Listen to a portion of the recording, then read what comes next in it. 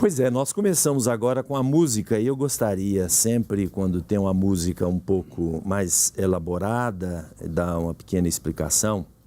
O Coral de Trombones da UFMG, eles vão apresentar uma música que é muito conhecida, pelo menos de muitas pessoas, que é o Coro dos Peregrinos, de Richard Wagner. Só para a gente entender um pouco, é de uma ópera que atualmente se solidificou o nome de Tannhäuser, é o nome do protagonista principal da ópera, mas ela se chamava Der Venusberg, que é a montanha de Vênus, por causa de uma história medieval de onde Wagner, que foi ele mesmo que escreveu o libreto, falava uma história medieval, de uma lenda, enfim, uma história um pouco complexa. Mas o que interessa aqui é a dimensão um pouco religiosa da história. Esse Tannhäuser, ele é um pecador empedernido, vai tentar pedir perdão ao Papa. E nesta caminhada ele leva também o seu grupo de amigos, poetas, etc. E é nesta caminhada para Roma, são os peregrinos, é que surge este coro quando eles começam a chegar na cidade eterna. Então vamos apreciar o coro dos peregrinos da ópera Tannhäuser.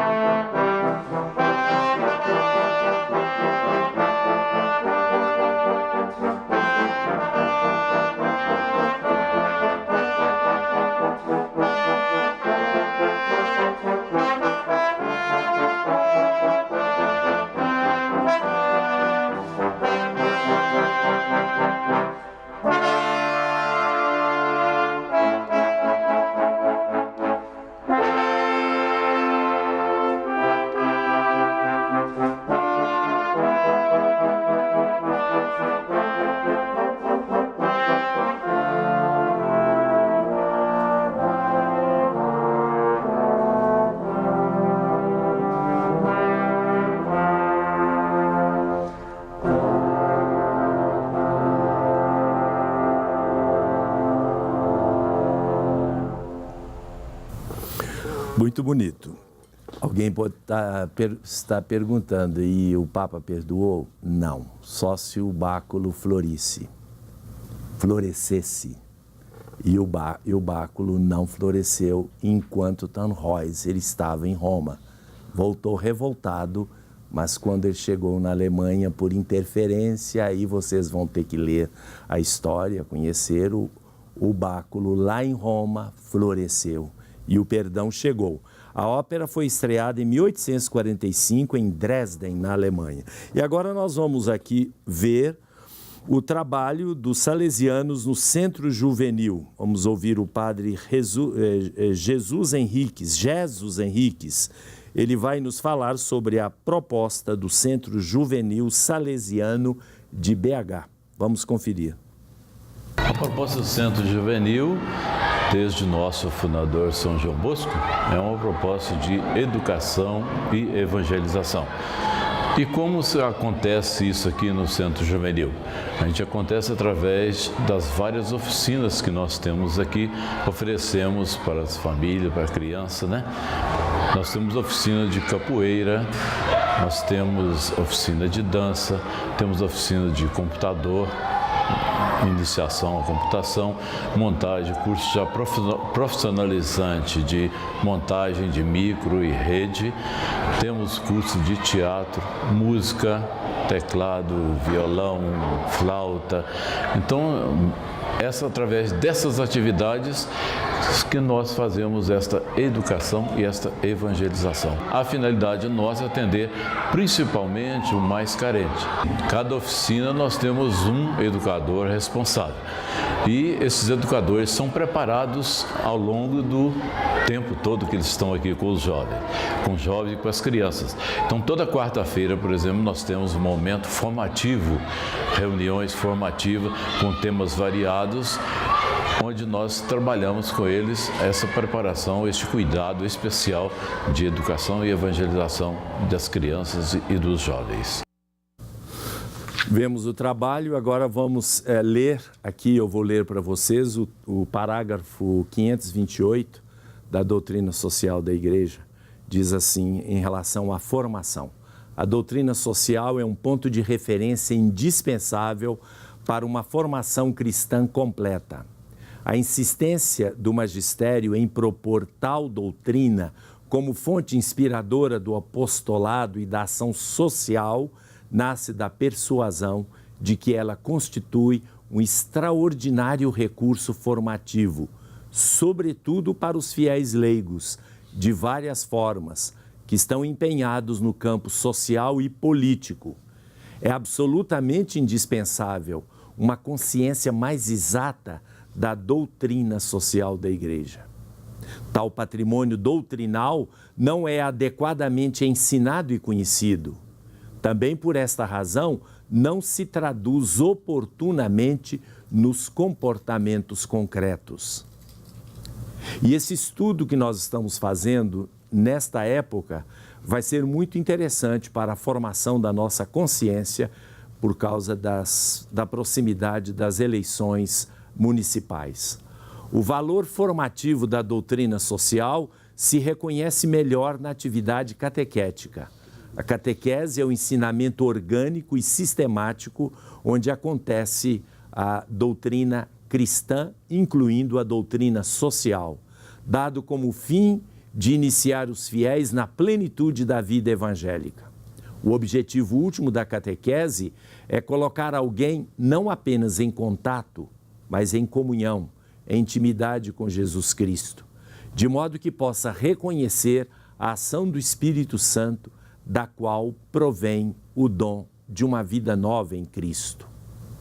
Em tal perspectiva de fundo, no seu serviço de educação à fé, a catequese não deve omitir, mas esclarecer, ao invés, como convém, algumas realidades, tais como a ação do homem pela libertação sua integral, a busca de uma sociedade mais solidária, mais fraterna, a luta pela justiça e pela construção da paz. Para este fim, é necessário oferecer uma apresentação integral do magistério social em sua história, nos seus conteúdos e em suas metodologias. Uma leitura direta das encíclicas sociais efetuada no contexto eclesial, enriquece a sua recepção e aplicação, graças ao aporte das diversas competências e profissionalismos presentes na comunidade. Vejamos bem, portanto, aquilo que eu tenho insistido desde o começo. Nos grupos que existem em todas as comunidades, chamados grupos de fé e política, que tal abandonarmos os partidarismos, as ideologias e focalizarmos nesta formação de uma consciência cidadã, tendo como base essa doutrina social? Eu acho que isso é muito importante.